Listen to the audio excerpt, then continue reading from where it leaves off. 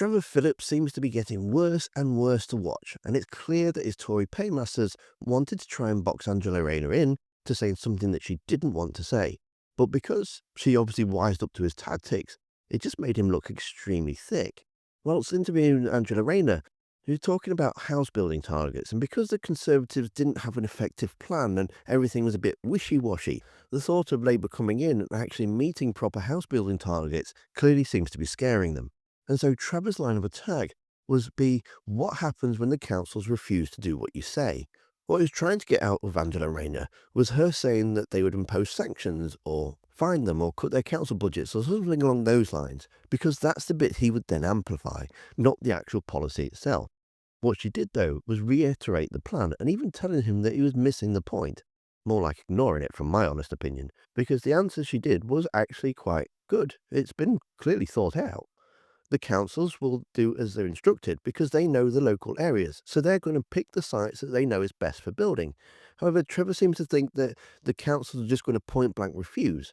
I mean, does he honestly think that the councils are just going to refuse what the government are asking them to do? Because she doesn't fall into his obvious trap. And I mean, this is a kind of Wile E. Coyote kind of trap that has a big sign that says, "I am a trap." He just lies and says that, well, I'm hearing that they're going to refuse, which is nothing what she said at all. I've told local authorities they have to have a local plan. That means councillors and local people will decide what the general plan is for their area, and then I'm going to streamline planning.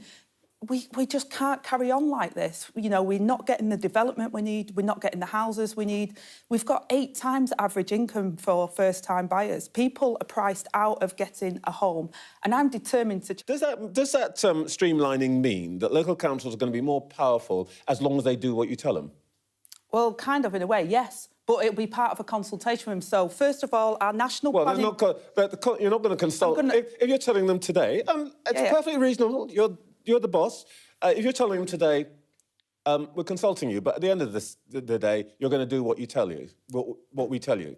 That's a clear message from Angela Rayner. So let me say it simply. I consulted on the National Planning Policy Framework from July when we were elected.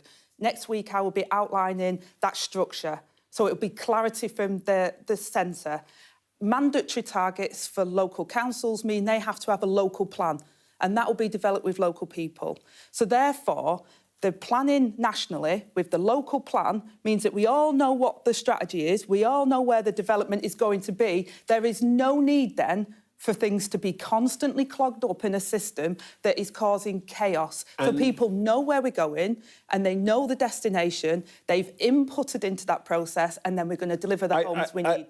Look, I get the rhetoric, but in the end, what happens when they say, OK, Angela, we love it, we love the plan, but you know what? We cannot build this number of houses in this place because we won't have it. Well, are you going to tell them you're going to do it? They've got mandatory housing targets, so they're going to develop a local plan. The system but what happens if they don't hit the plan? What are you going to do? Let me be clear. The system at the moment that we inherited, because the Conservatives took away local housing targets and mandatory plans, means that we have speculative development at the moment. Tametide says to you, yeah, but we can't put 100 homes there. We're just not going to do it. And you say, I do want you to put them there. Who wins? Will you just instruct them?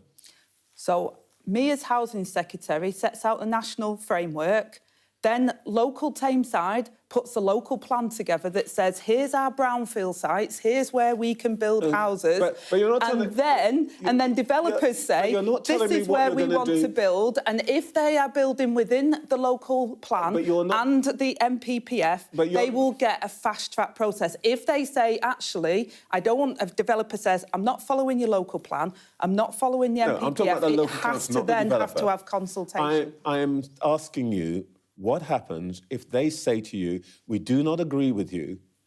Does your new streamlining mean that you're going to say to them, yeah, you might not agree, but you're going to do it anyway? And if you don't do it, what are the sanctions?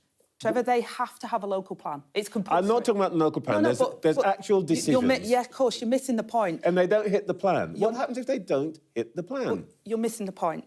So they have to... I don't think so. No, they have to have... that. It's compulsory under our new NPPF for them to have a local plan. So councillors and councils will identify areas for development, I'm not asking and about then the it goes plan. forward. I'm not talking about intention. I'm talking about your boss's favourite word, delivery. If they say they cannot deliver this or will not deliver it, what are you going to do? They have to compulsory have the plan. But what happens if they say, no, I'm not going to do it? What are you going to do? Well, ultimately, if they don't have a local plan, then we will have to look at delivery. But they will have a local plan because they know that that's what they need to do. Councils are going to say, we have to have a local plan. We will deliver a local plan. They can have as many plans as you like. OK, but what I'm hearing is that there'll be councils who will stand in your way. But Every week we do pick on Trevor Phillips quite a bit, but to be honest, it's just so blatantly obvious he's a Tory shill to see Labour ministers and secretaries of state actually calling him out for it. I mean, don't get me wrong, it's good that he's not banging on about culture war stuff and freebies alike, but he does have a tendency to making absurd comparisons, which you can see him doing in the video that's on screen now. Thanks for watching, don't forget to hit that like button, and I'll see you next time.